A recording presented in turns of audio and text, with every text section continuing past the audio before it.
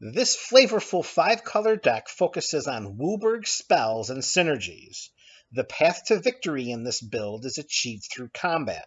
There are powerful 5-color creatures included in the deck, in addition to various spells that reward us for controlling these creatures by providing them with power and toughness boosts, as well as granting different keyword abilities. These auxiliary cards will enhance our combat effectiveness and efficiency, allowing us to claim victory over our opponents by sending dangerously overpowered creatures into combat. Although this deck is not a tribal build, aside from the overarching WUBRG theme, there are some spells in the 99 which synchronize the various tribes represented in the deck into one distinct creature type, creating salient synergies among them, which results in making already threatening creatures even more threatening.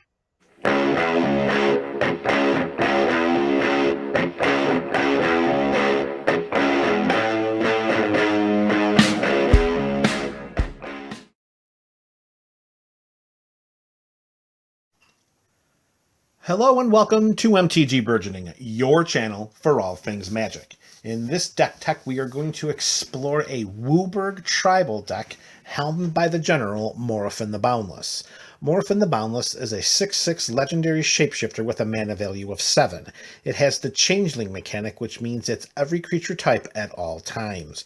When Morophon enters the battlefield, we choose a creature type, and spells of the chosen type cost WUBRG less to cast.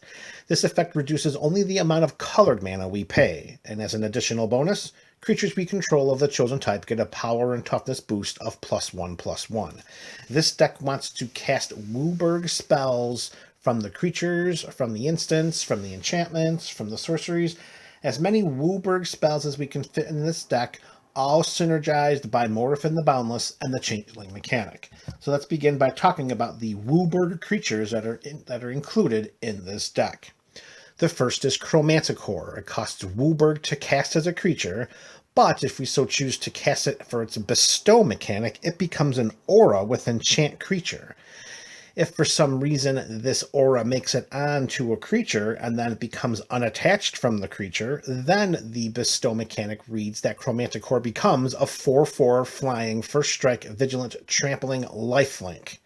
That will be the Manticore creature. If we cast it for the Bestow and it's an aura, then it gives enchanted creature +4/+4, flying, first strike, vigilance, trample, and lifelink. So Chromanticore offers a great deal of versatility, and it's a powerful standalone creature, and if we don't get 2 for 1 at the time we're casting it for its Bestow mechanic, can really create a much more powerful creature by becoming an aura.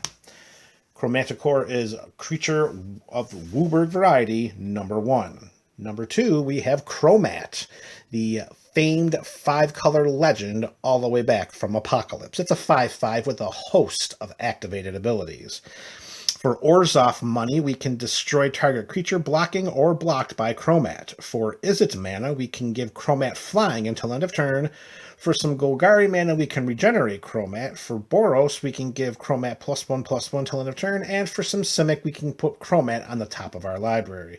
With disposable colored mana, which this deck will be inundated with, being able to play with Chromat on the battlefield and having to choose and select all of these different activated abilities makes Chromat a very versatile creature to include in this deck. WUBRG creature number 3, we have Garth One-Eye. For WUBRG mana, we get a 5/5 legendary human, and then we can tap Garth, and then we can choose any of the following cards that have not yet been chosen, which include Disenchant, Brain Geyser, Terror, Shivan Dragon, Regrowth, and Black Lotus. We can create a copy of that card of the chosen name, and we may cast that copy. Garth is a fantastic toolbox creature. It gives us removal, it gives us card draw, it gives us ramp, it gives us recursion, and it gives us a creature in the form of a Shivan Dragon. It's a very, very great creature to include, particularly in a WUBRG build, because let's be honest, there is not a great deal of WUBRG removal, and Garth helps to augment that. Next up, we have WUBRG creature number 4, Horde of Notions. It's a 5/5 Vigilant Trampling Hasty Elemental, and we can tap WUBRG and play target elemental card from our graveyard without paying its mana cost. So for the purposes of showing off what Morophon synergy can be like, if we cast Morophon and choose elementals, we will be casting Horde of Notions for free. Very good synergy there, particularly when we get to the later cards in this deck tech, showcasing some of the Changeling synergy. Creature number 5 of the WUBRG variety is the Maelstrom Archangel, a 5/5 flyer that when it deals combat damage to a player, we may play a non-land card from our hand without paying its mana cost.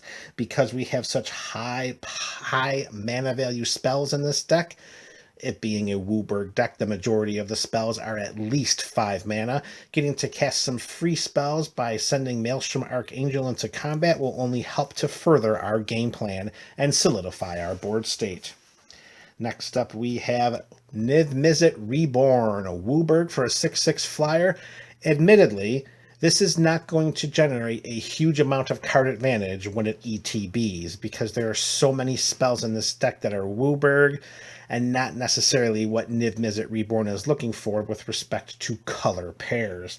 However, as we'll see in later sections of this video, we did go out of our way to make sure that when we were doing the disruption spells and removal spells, that we made as many of them 2 colors as possible in order to help Niv-Mizzet Reborn put some of those cards into our hand upon its enter the battlefield trigger. Even without it, a 6/6 flyer for 5 mana of the WUBRG variety is not that bad.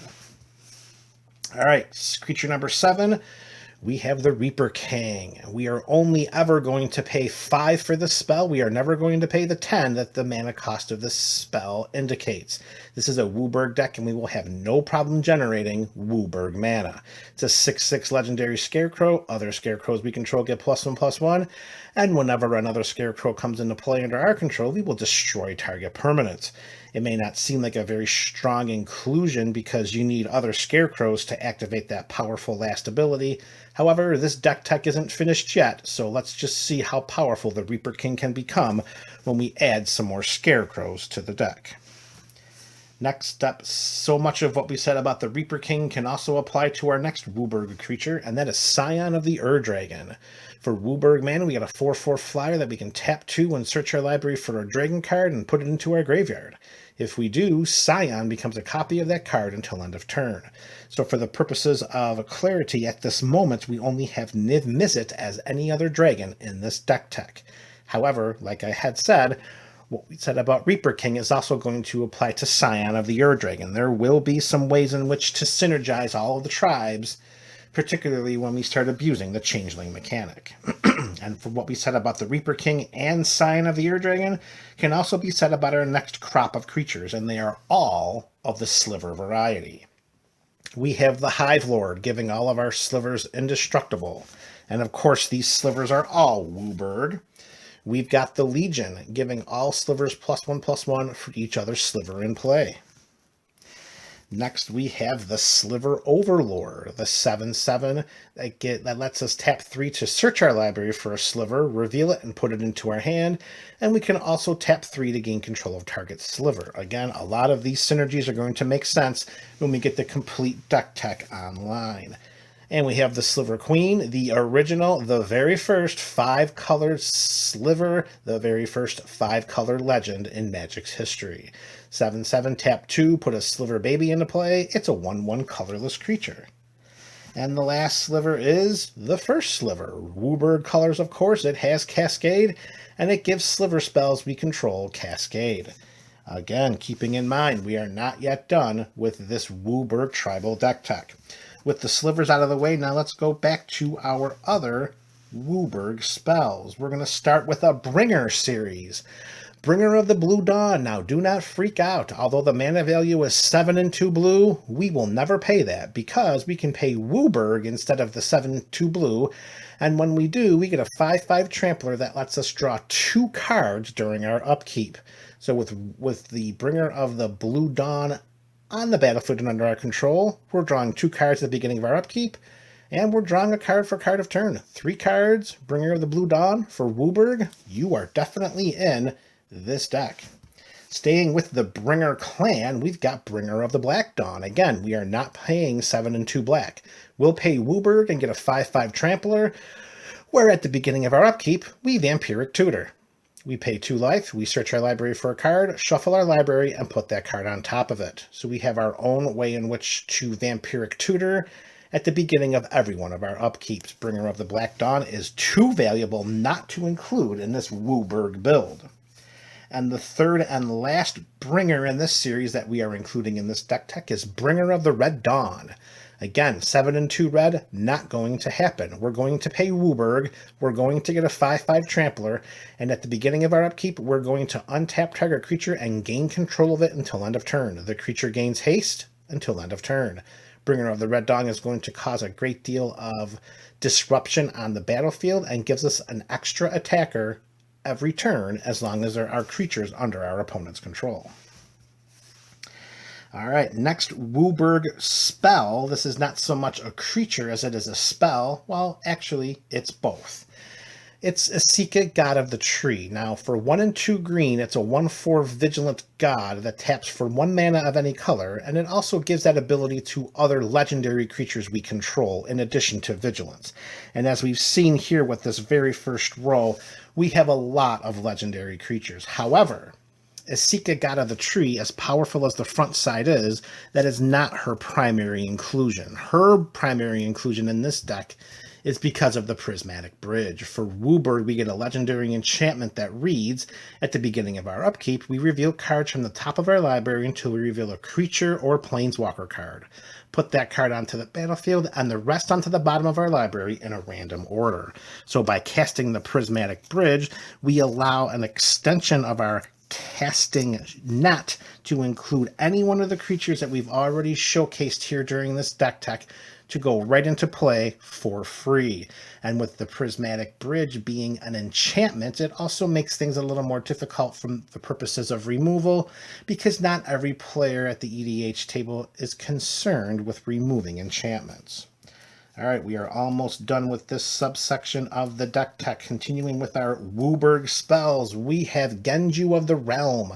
It is a legendary aura. It's going to enchant a land for WUBRG colors, and we can tap 2, and that enchanted land becomes an 8/12 spirit creature with trample that's still a land.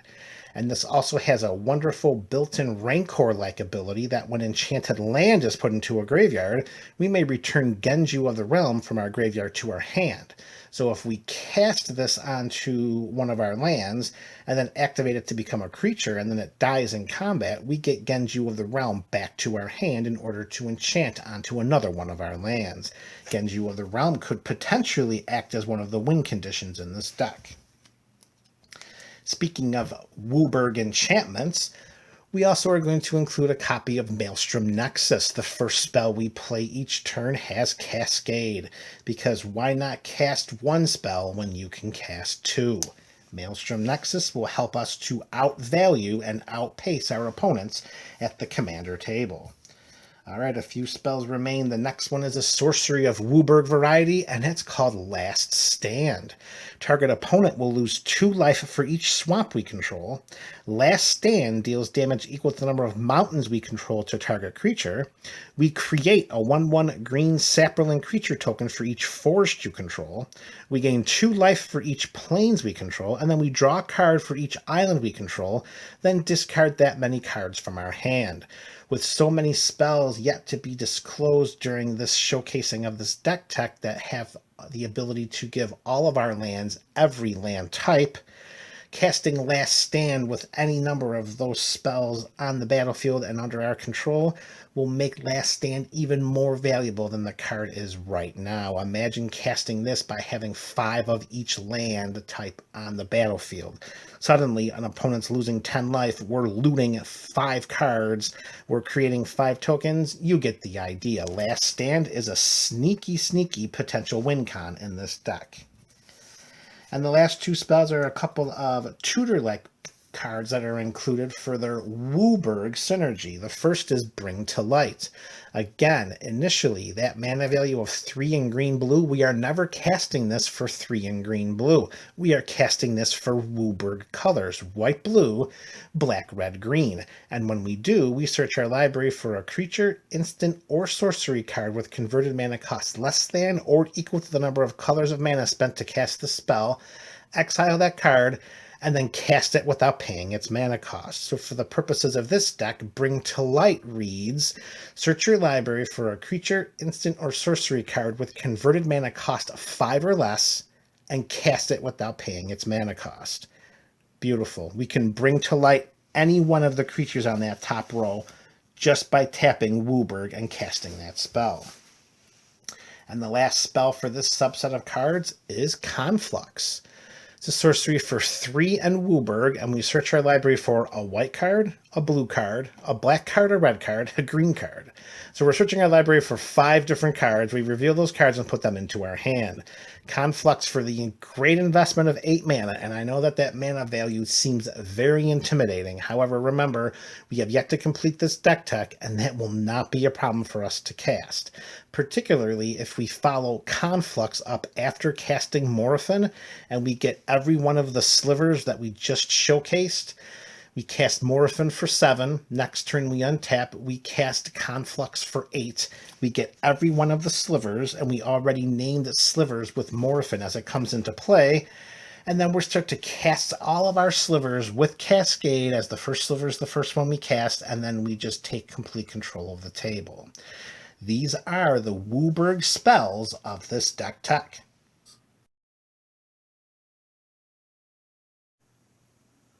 Our next set of spells do not have WUBRG in the casting cost, but they are WUBRG specific or otherwise synergized with WUBRG mana. And the first is Najeela the Blade Blossom. Her mana value is 2 and a red, however, she has an activated ability of WUBRG mana. And when we do that, we untap all attacking creatures, and they gain lifelink, trample, and haste until end of turn. After this phase, there's an additional combat phase, and we can only activate this ability during combat. So with the activation of WUBRG during combat, we can untap all of these creatures to get an additional attack phase. As an added bonus, notice that Najeela does not specify untap all attacking creatures we control. That adds a layer of politics to the commander table, particularly if we're trying to gang up to eliminate the blue mage that's countering all of our spells. Najeela the Blade Blossom is the first WUBRG-specific card in this entry. Next, we have Sisay, Weatherlight Captain. Again, this is a mana value of 2 and a white. Although Najeela was 2 and a red, it's a mana value of 3 and not WUBRG. However, she also has a WUBRG ability. When we activate it, we search our library for a legendary permanent card with converted mana cost less than Sisay's power and put it onto the battlefield. Sisay gets +1/+1 for each color among other legendary permanents we control. We have a slew of 5-color legendary permanents in this deck. It is very unlikely that Sisay does not come down and is already a 7/7.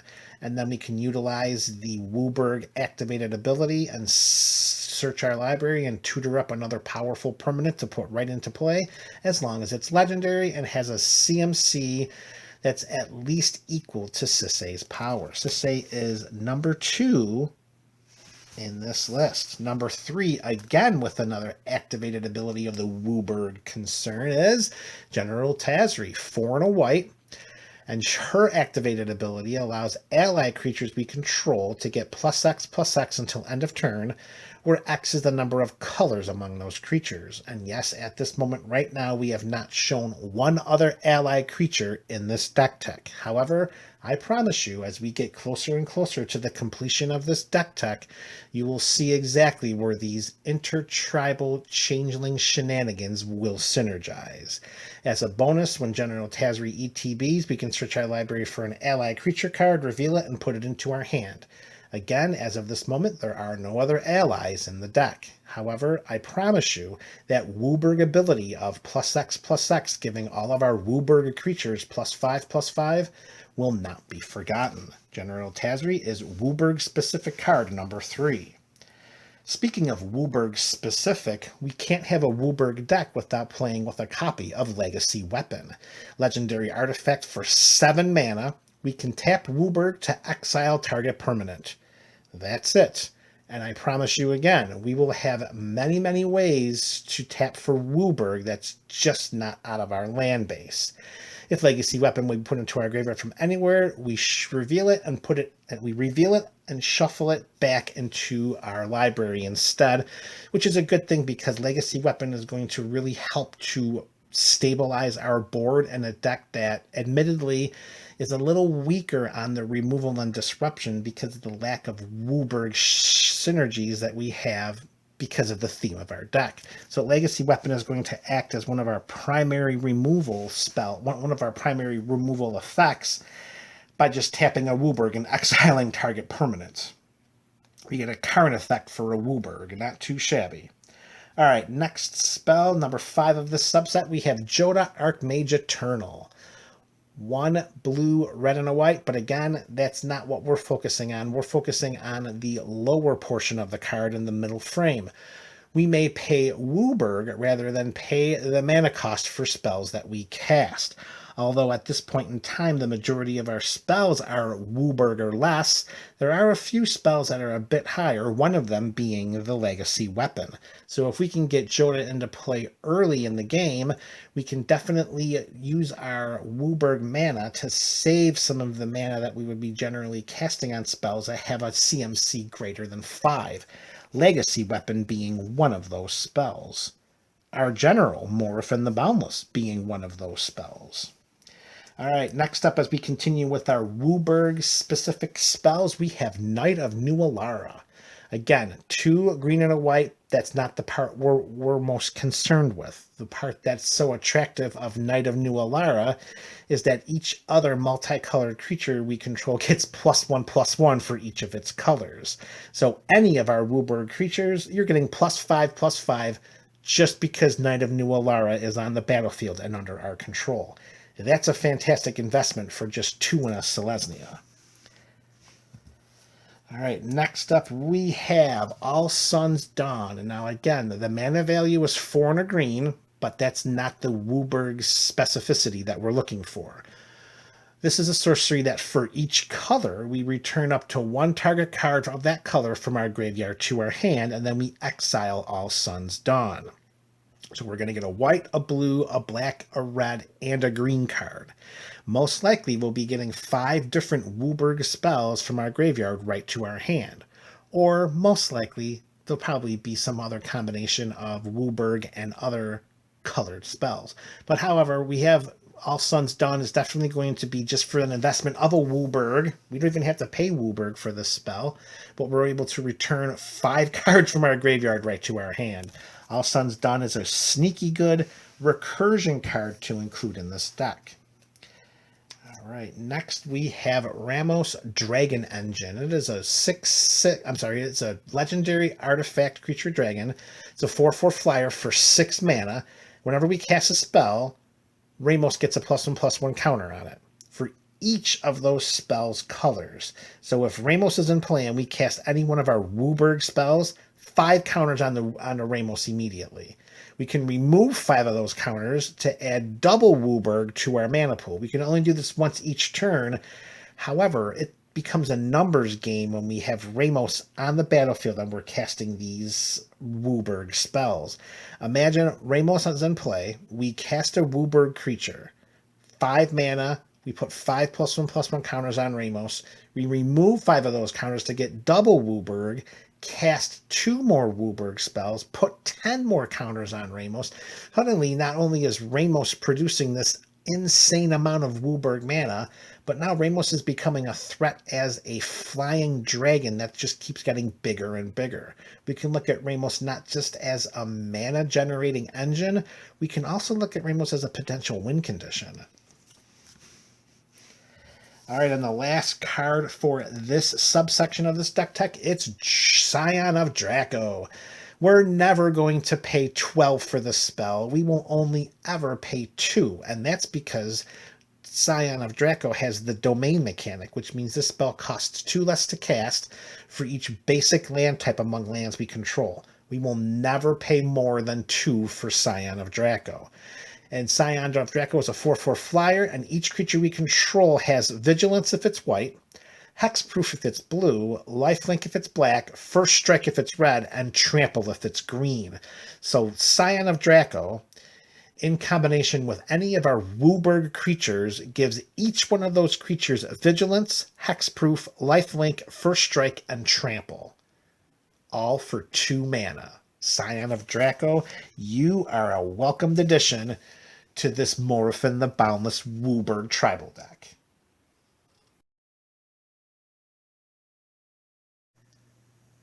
In this subsection of the deck tech, we're going to list a number of miscellaneous spells that are included in this deck for the purposes of enhancing the overall synergy of what we're trying to do and strengthening the theme of our WUBRG archetype. And the first we're going to show is Vampiric Tutor, one of the best tutors in the game. Instant speed, end of an opponent's turn, any card we want for just 2 life.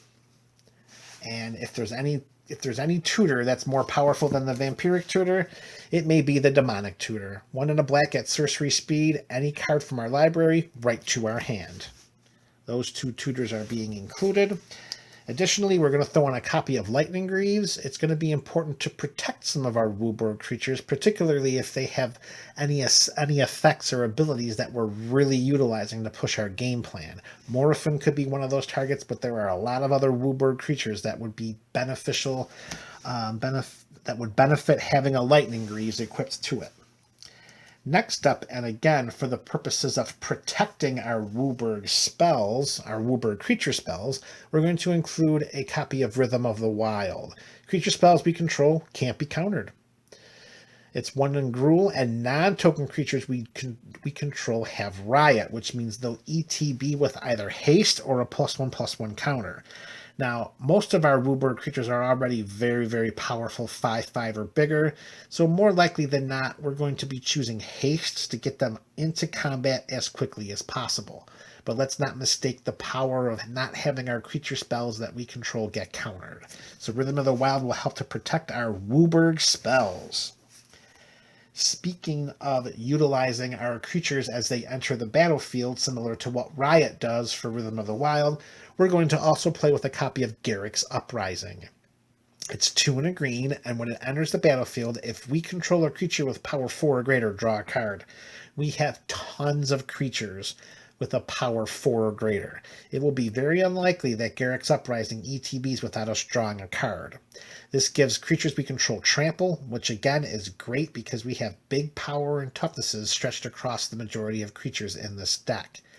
The most beneficial part of this enchantment, however, is whenever a creature with power 4 or greater ETBs under our control, we draw a card. As stated, so many of our WUBRG creatures already have a power 4 or greater. This is going to trigger Garruk's Uprising frequently, and we're going to be drawing a lot of cards. All right, next up, we're going to talk about a couple of spells that are going to make all of these tribes become one. That's going to be Arcane Adaptation. Enchantment for 2 and a blue. When an ETBs, choose a creature type. Creatures we control are the chosen type in addition to their other types. The same is true for creature spells we control and creature cards we own that aren't on the battlefield. So with this coming down, we're picking dragons, or we're picking elementals, or we're picking slivers.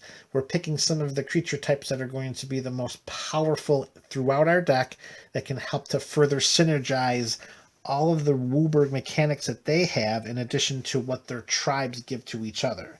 Arcane Adaptation is going to help with that. That's card 1A. And this is card 1B, and that's Maskwood Nexus, an artifact for 4 creatures we control pretty much have Changeling. And the same is true for creatures we don't control and creature cards we own that aren't on the battlefield. Additionally, we can tap 3 and turn this sideways to create a 2/2 blue shapeshifter creature with Changeling, but that's not really the primary purpose of including this card in this deck. If we have the Maskwood Nexus in play, which I will admit completely that including Vampiric Tutor and Demonic Tutor are ways in which to find Maskwood Nexus to make all of our creatures synergize as one tribe, And then the WUBRG shenanigans can really take off. Slivers, dragons, elementals, you name it, they're going to have it. All right, 2 more miscellaneous spells in this subsection of the deck tech. One is graveyard specific and one is tutor specific. Let's start with the graveyard, and we're going to have to play with an Eerie Ultimatum. For 2 white, 3 black, and 2 green, any number of permanent cards with different names from our graveyard to the battlefield are going right back onto the battlefield. This is a true singleton deck, so this, for the purposes of our deck, Eerie Ultimatum is going to return all permanent cards from your graveyard to the battlefield. Amazing for 7 mana, and definitely a powerful card because, let's face it, our creatures are going to be targeted frequently and often, and then having a card like Eerie Ultimatum can really end the game very quickly. Lastly, for this subsection of the deck tech, we are finally going to confidently include and play with a copy of Uncage the Menagerie. X and 2 green, we search our library for up to X creature cards with different names that each have converted mana cost X. Reveal them and put them into our hand. Take a guess as to what X is going to be here. You guessed it, it's going to be 5, because we're going to search our library for 5 of our WUBRG creatures and put them right into our hand. Can you imagine if we cast Morophon the Boundless, naming Slivers, untap with him during our next turn, cast Uncage the Menagerie with X being 5, and getting each one of those 5 Sliver Legends? The game is most likely over. Uncage the Menagerie lets us search our library for 5 of our best, most powerful WUBRG creatures and put them right into our hands.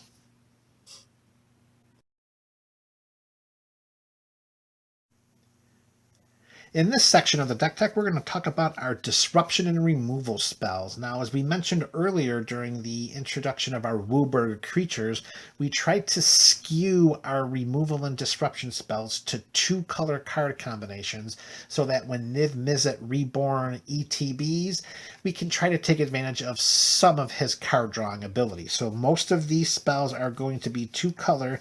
In fact, they all are except for 1. So let's get right to that first spell that is not 2 colors. That's going to be a copy of Damn. The versatility here is just too important to not include. 2 black to destroy a target creature. It's at sorcery speed, but that's fine. However, if we overload it, we're going to destroy each creature. Beautiful card to include. Damn is going to be a spot removal or a board wipe. Next up, we have a Golgari Assassin's Trophy.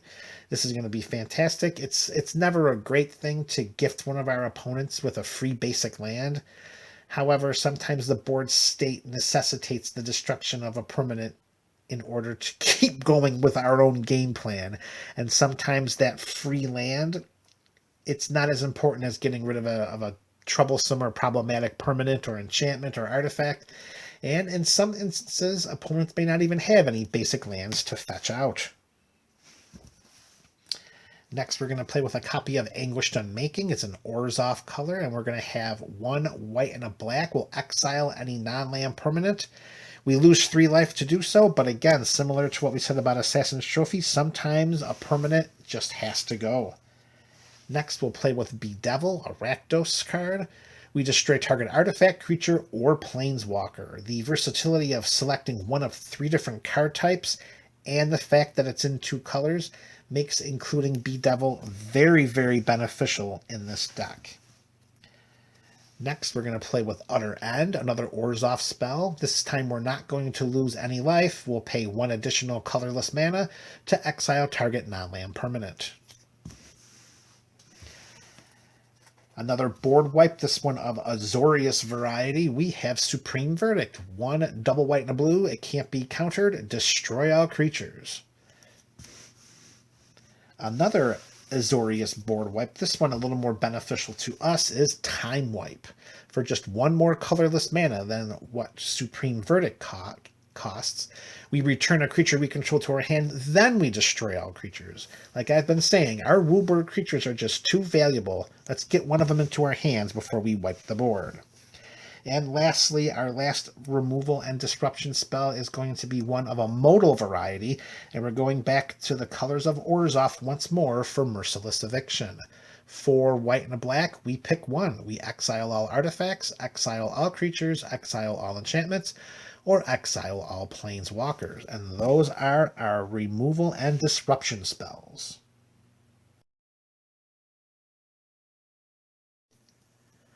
And in the last section of this deck tech, we are going to talk about our mana ramp, our mana fixing, and we are going to install the land base. Now, because we are playing a WUBRG Tribal deck, we want to make sure that we can fix our mana quickly and generate a lot of it. So let's begin with our mana ramp spells. We're going to include a copy of Farseek, and for the purposes of spoilers, we are including the Triomes from Ikoria, and Farseek should always target an Ikoria Triome whenever we cast it. Remember, fixing and stabilizing the mana base in a deck that wants to cast 5-color spells is first and foremost the most important feature of creating the mana base. Next, we're going to play with a copy of 3 Visits. Search our library for a forest, put it onto the battlefield. If this is in the early game and we don't need to use that forest to tap for mana right away, I would encourage seeking another Triome. It comes into play tap, but it helps to fix the mana that we need to cast our WUBRG spells. Everything we said about 3 Visits is going to apply to Nature's Lore, which, let's be honest, is just 3 Visits version 2.0. Next card we're going to talk about, we're shifting away from sorcery, but we're keeping the same mana value as we talk about Bloom Tender. We can tap Bloom Tender, and for each color among permanents we control, we can add 1 mana of that color to our mana pool. With such a high number of WUBRG cards inundating the 99, tapping Bloom Tender for WUBRG mana will not be difficult. Next spell, again shifting away from sorcery, away from creature, but keeping the same mana value, 1 copy of Prismatic Omen. This will give lands we control every basic land type in addition to their other types. This is one of those cards we were hinting at when we were talking about Last Stand. Imagine having Prismatic Omen in play with 6 or 7 other lands. We cast Last Stand, and suddenly each one of those land-specific abilities triggers 7 times. Prismatic Omen is going to help us stabilize and fix our mana base. Next up, our first artifact, we're going to play with Arcane Signet, literally one of the best artifacts in our format. For the purposes of this deck, it costs 2 and taps for 1 mana of any color. Moving up to a mana value of 3, keeping the idea that is the wondrous beauty of Bloom Tender in mind, we're going to play with a copy of Feyburrow Elder. Come on, camera. There we go. 1 green and a white. It has Vigilance and gets +1/+1 for each color among permanents we control. So by itself, Feyburrow Elder is a 2/2 with Vigilance. However, if we have our WUBRG spells, if we have our WUBRG creatures or other spells in play and under our control, well, we're paying 3 mana for a 5/5 Vigilance. That's pretty strong. In addition, we can tap Feyburrow Elder, and we can get WUBRG mana as long as we have WUBRG available in the other permanents we control. This is Bloom Tender version 2.0, and it's just another card that we can tap to get WUBRG mana. If we're talking about trying to fix our mana for a WUBRG-specific tribal deck, we're going to have to include a copy of Chromatic Lantern. This taps for 1 mana of any color and makes lands we control have tapped to add 1 mana of any color to our mana pool. An artifact that makes all of our lands command towers. We have to play with that deck every day of the week.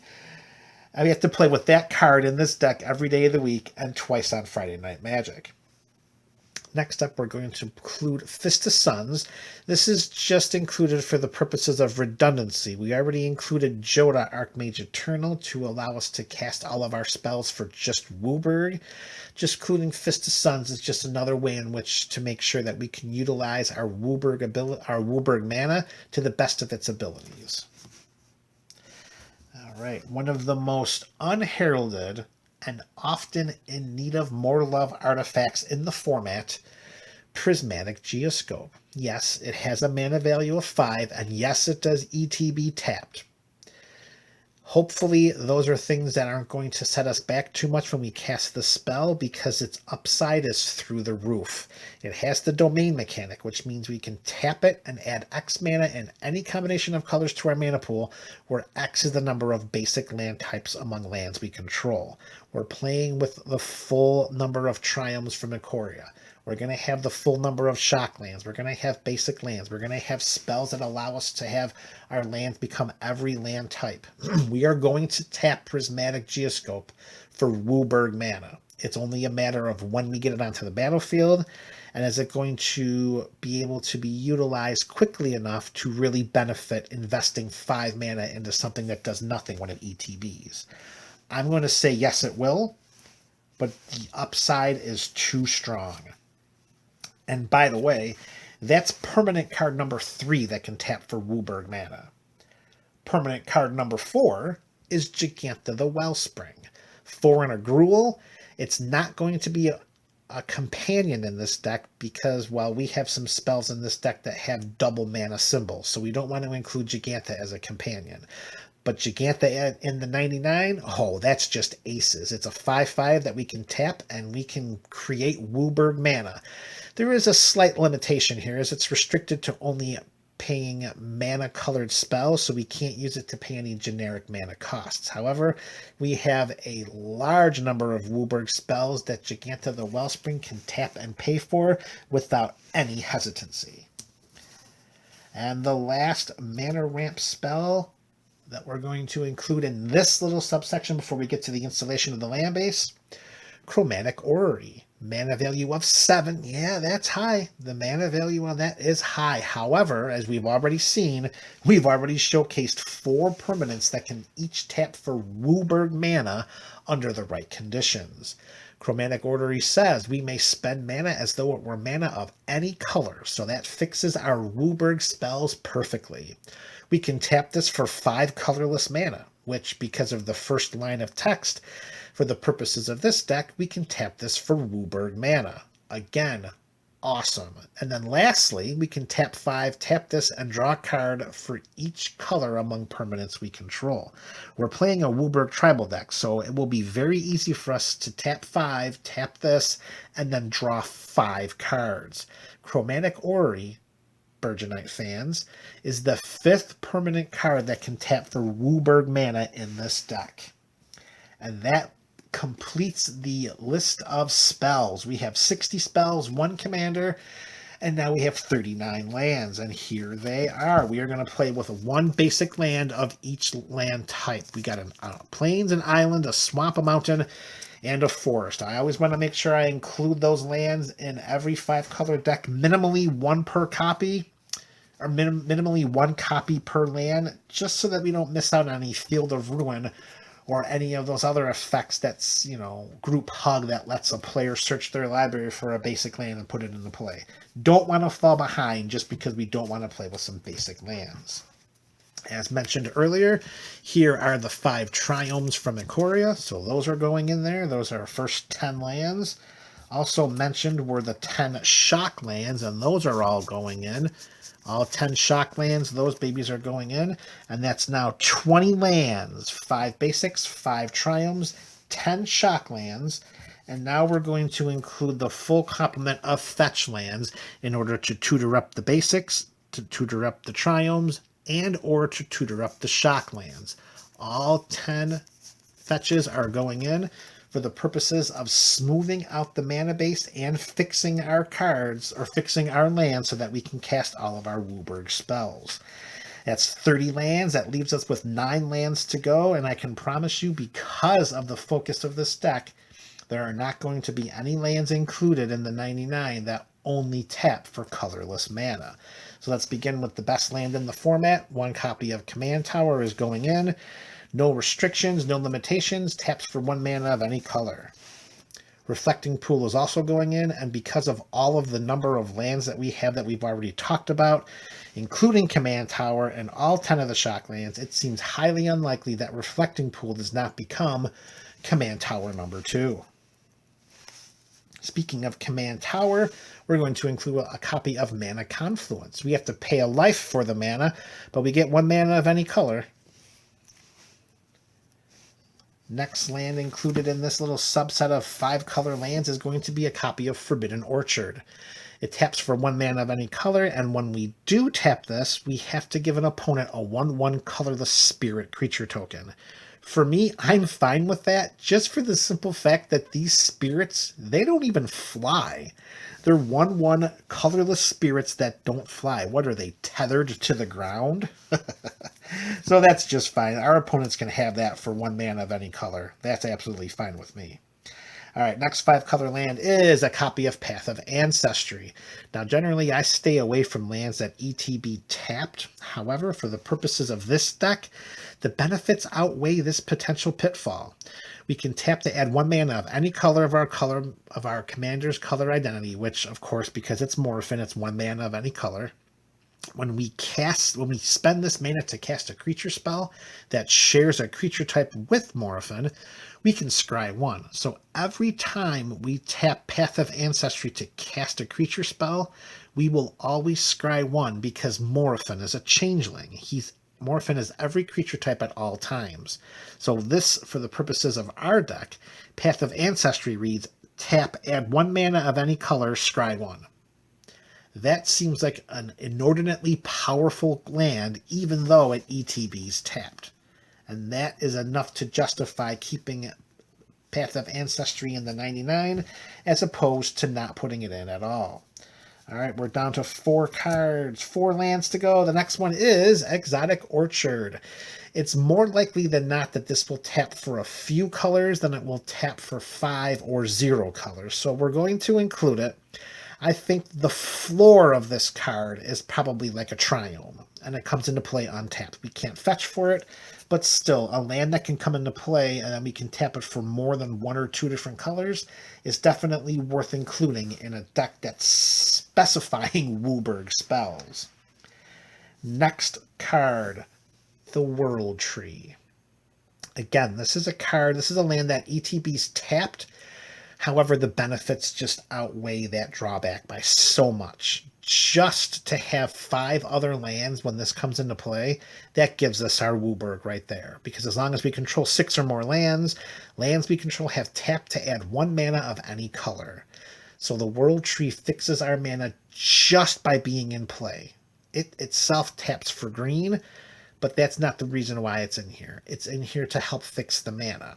However, if we look at that very bottom wall of text, we see double WUBRG, which for the purposes of a lot of 5-color builds is a little difficult to, aspire to utilize. I mean, double WUBRG is not something that's always easy to get, particularly when you're just playing a normal 5-color deck. For the purposes of our deck and the way in which that we've built our mana base, double WUBRG is going to be so easy to get. As you can see here, we've already shown 5 different permanent cards that can tap for WUBRG. We're playing with every single shock, all 5 Ikoria Triomes, and all of the fetch lands to fix the mana. Tapping for double WUBRG for the World Tree is not going to be a problem at all. And when we do, we sacrifice it, and then we search our library for any number of God cards and put them onto the battlefield. Now, if you think back, there are no God cards in this build. Well, Arcane Adaptation could come into play and name God. And then later on in the game, we get the World Tree down, we double WUBRG, sacrifice it, and then suddenly we put every single creature card from our library onto the battlefield right at the end of our last opponent's turn. We also, with the World Tree, have great synergy with the Maskwood Nexus. That would also do the exact same thing. The World Tree is just too valuable of a card to not include for what we're doing in this deck. World Tree is in as card number 98. 2 cards left. 2 land cards left. All right, we have a Crystal Quarry. Yes, it does tap for a colorless mana. However, we can tap 5, tap this, and get the WUBRG we need if for some reason we're having trouble stabilizing our mana base. This is just a backup option in case all of our other ones are either being targeted by our opponent's resources or we're just having a bad game drawing cards. Crystal Quarry can help get the WUBRG that we need to cast our spells. With that in mind, that's why the last card is also being included. This is card number 100, land number 39, which will then bring this deck tech to a close, and that's going to be Cascading Cataracts. It's indestructible. It taps for a colorless. However, its primary purpose for inclusion in this deck is that we can tap 5 and tap it to add 5 mana in any combination of colors to our mana pool. This is Crystal Quarry on steroids. We're most likely only ever going to get WUBRG from the 5 mana that this generates, but still, the redundancy of having another option in case all other options are just not doing it for us is very important, because without WUBRG in a WUBRG Tribal deck, we just have nothing going on, folks. And that concludes this Morophon the Boundless WUBRG Tribal deck. I would love to hear your comments and suggestions in the comment section below. This is MTG Burgeoning, your channel for all things Magic.